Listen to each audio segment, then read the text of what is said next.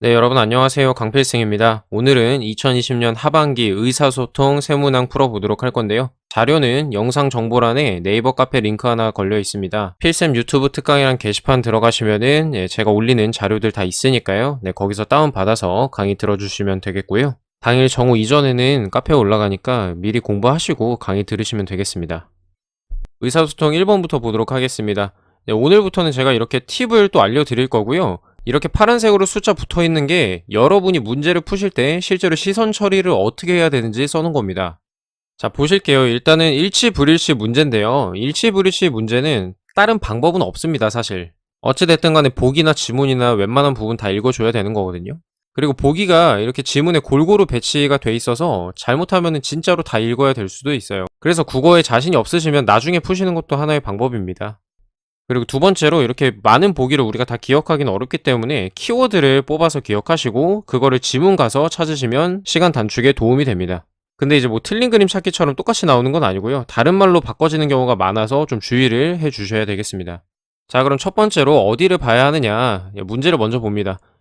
S교통안전문화연구소 겨울철 블랙아이스 사고 특성과 대책 발표에 대한 보도 자료라고 합니다. 그러면 아래 지문은 정보 위주로 구성이 되어 있을 거예요. 이 내용과 일치하는 걸 고르라고 합니다. 자, 첫 번째로 문제를 읽음으로써 우리는 겨울철 블랙아이스 사고의 특성과 대책에 대한 얘기가 밑에서 나올 거라는 걸 알 수가 있습니다. 자, 이제 보기를 봅니다. 1번, 교통사고의 사망자 수가 인천광역시가 전국보다 높다. 자, 블랙아이스 사고가 많은 겨울철 새벽, 운전 삼가야. 3번, 통과 교통량, 통행속도, 충남지역. 4번, 5년간 사망자 수 100건당 1.9명. 자, 5번, 원인은 기온과 매우 깊은 연관. 이렇게 잡고 세 번째로 지문을 봅니다. 자, S교통안전문화연구소는 22일. 이런 거 중요하지 않으니까 문제에서는 빨리빨리 넘기세요, 그냥. 겨울철 블랙아이스 교통도로 특성화 대책 발표했다. 위랑 똑같은 얘기죠. 자, 그 다음에 최근 5년 동안에 경찰에 신고 접수된 겨울철 빙판길 사고 기상 관측 자료를 분석한 결과라고 나왔으니까 이제 5번을 주의 깊게 봐야 됩니다. 왜냐면 원인과 결과는 같이 다니니까요. 밑에서 다른 말로 바꿔지는 경우가 많으니까 조심하라고 말씀드렸죠. 겨울철 빙판길 사고가 이제 결빙 교통사고로 바뀌어서 나온 거고요. 자, 최저기온이 0도, 일교차가 어쩌고 1일 증가할 때마다 평균 이만큼의 사고가 증가했다. 제가 방금 수치 막 정확하게 안 읽었잖아요. 우리가 문제 풀 때 지금 그런 수치는 필요가 없기 때문에 이런 식으로 읽으셔도 괜찮아요. 뇌로 들어오는 정보를 최소화하고 있는 겁니다. 자, 그러면 지금 기온에 대한 얘기가 나왔고 사고 건수에 대한 얘기가 나왔죠. 그래서 교통사고의 원인은 기온과 매우 깊은 연관이 있다. 이게 정답이 되는 겁니다. 네, 이해되시죠? 제가 지금 이 문제 어떻게 풀었는지 연두색으로 다시 한번 표시를 해볼게요. 겨울철 빙판길 사고, 여기 결빙교통사고랑 똑같네. 그 다음에 분석한 결과라고 얘기를 하니까 뒤에 원인이 나올 건데 기온에 대한 얘기가 있네. 그리고 사고가 증가했다고 하네. 아, 그러면 기온과 매우 깊은 연관이 있겠구나. 정답은 5번. 네, 실전에서는 이렇게 하시면 되고요. 저희는 연습하는 단계니까 문제에서 한번 찾아보도록 하겠습니다. 자, 우리는 도로 결빙 사고 사망자 수, 그 다음에 통과 교통량, 통행속도, 겨울철 새벽, 그 다음에 인천광역시를 찾아주면 되거든요. 그러면 두 번째 문단부터 다시 쭉 읽다 보면은 5년 도로 결빙 사고 사망자가 이렇게 나와 있고요. 100건당을 찾으면 여기 나와 있죠. 3.0명이라고 합니다. 그래서 1.9명이 아닙니다.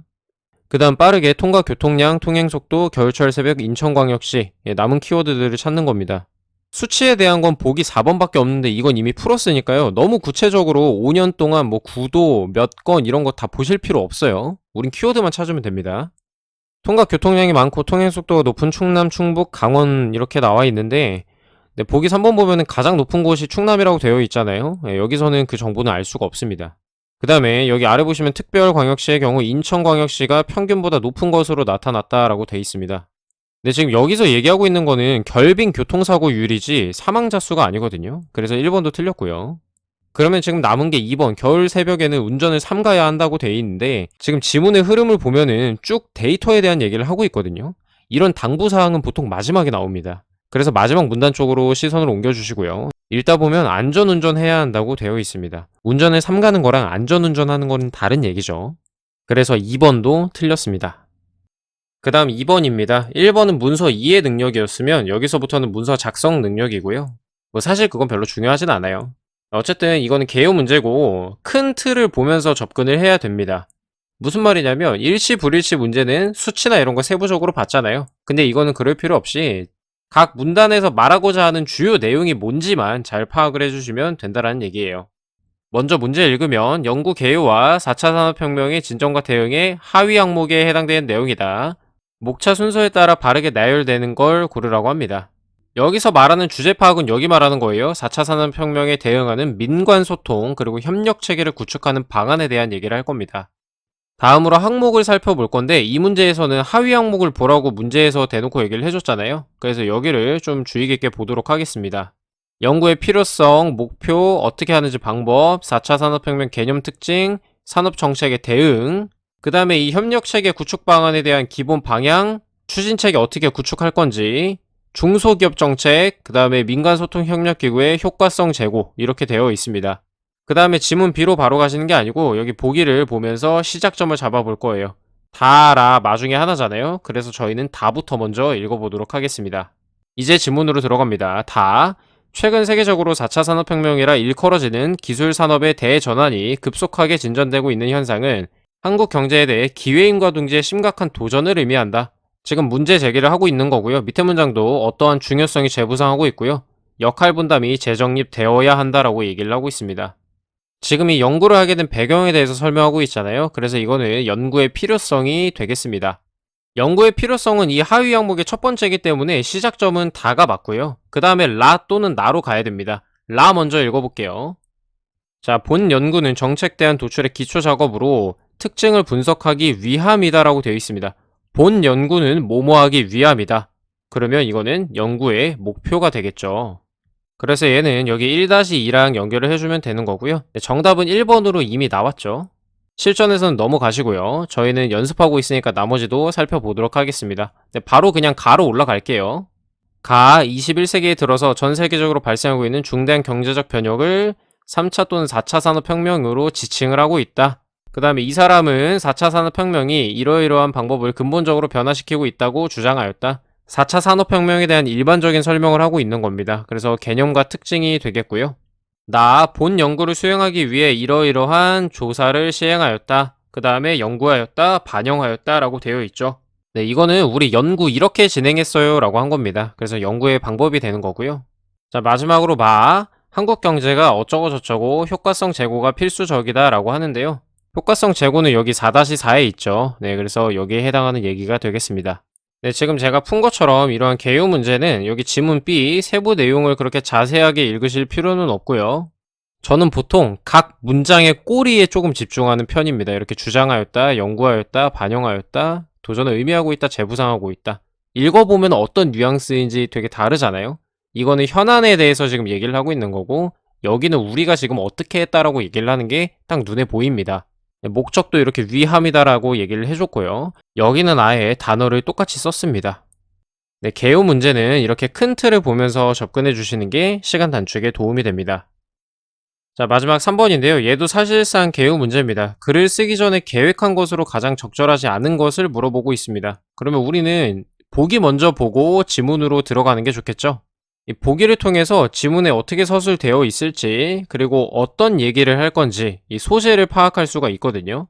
1번 보실게요. 하수의 수집과 이송 방법에 따라 처리의 종류를 설명해야겠다고 합니다. 그러면 큰 개념을 던져주고 거기에 해당하는 종류를 설명해 줄 것 같아요. 1에서 3차에 걸쳐서 하수 처리 과정, 그 다음에 온이 처리 과정에 대해 설명을 합니다. 3번 재활용 방안 간략하게 언급, 4번 하수처리 변화 과정 전망 자세하게 언급. 이 말은 3번은 짧게 나오고요. 4번은 길게 말할 거란 얘기예요. 자세하게 언급한다는 건 보통 한 문단 이상이 되는 거거든요. 그 다음 5번 1, 2차 처리는 구조와 기능, 3차는 기능을 설명해야겠다. 네, 2번이랑 5번은 같이 봐주시면 되겠네요. 자, 이제 지문을 봅니다. 수집과 이송 방법에 따라 분류식 하수도, 함유식 하수도로 나누어진다. 분류식 하수도는 이렇고요. 그 다음에 함유식 하수도는 이렇다고 합니다. 네, 그러면 1번 맞네요. 어차피 한 문단에는 하나의 얘기를 할 거기 때문에 여기 2문단까지는 보기 1번에 대한 내용일 거고요. 그 다음에 1차 처리, 2차 처리, 3차 처리로 나눠진다. 자, 위에처럼 전개 방식 똑같습니다. 1차 얘기 여기 있고요. 2차 여기 있고, 그 다음에 3차 얘기 여기 있습니다. 그러면 지금 보기 2번이랑 5번 같이 봐야겠죠? 1차 처리 시설은 물리적인 힘을 통해 이걸 제거하는 시설이래요. 그리고 구조물을 침전지라고 하고요.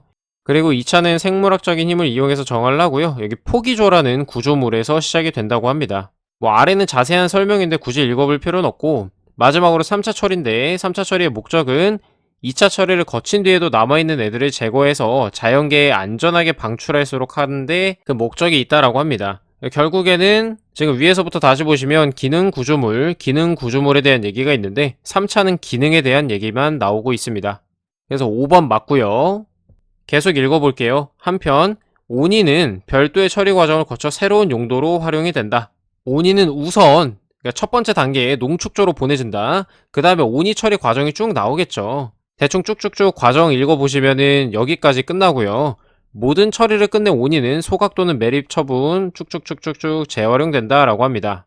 그러면 2번에 온이 처리 과정까지 얘기했으니까 맞고요. 3번 재활용 방안에 대해서는 이렇게 한 문장 반 정도로 간략하게 언급을 해줬죠. 그래서 4번은 아예 언급도 안 됐으니까 정답이 되고요. 제가 이 글의 주요한 파트들만 색깔을 좀 칠해 놓을게요. 자, 이렇게 빨간색으로 좀 쳐봤는데 결국에는 무슨 말이 하고 싶은 거냐? 머리와 꼬리만 봐도 이 문제 어렵지 않게 풀 수도 있다라는 거예요. 자, 보시면은 분류식 하수도 함유식 하수도 얘기가 이 문단까지 나오고요. 그 다음에 1차, 2차, 3차 처리 방식에 대한 얘기가 여기까지 나오고요. 한편이라고 하니까 전환이 되는 거거든요. 그 다음에 마지막 문단까지 온이 처리에 대한 얘기가 나옵니다. 물론 3번이랑 5번 같은 경우에는 좀 자세히 읽어보긴 해야 돼요. 근데 결국에는 큰 틀에서 이 변화 과정이랑 전망에 대해서 자세하게 말하고 싶었으면 이 각 문단의 머리에는 이 내용이 있어야 되거든요. 근데 이 지문에서는 아예 문단에서 언급조차 안 되고 있습니다. 사실상 이 문제는 이런 방식으로 접근을 하시면 한 30초 이내로 풀어낼 수 있는 문제입니다. 참고하시고요. 여기까지 2020년 하반기 의사소통 3문제 풀어봤습니다. 저희는 내일 밤 9시에 수리 영역 문제로 또 뵙도록 하겠습니다. 카페에 정오 이전에 문제 올려드릴게요. 오늘도 수고하셨습니다. 감사합니다.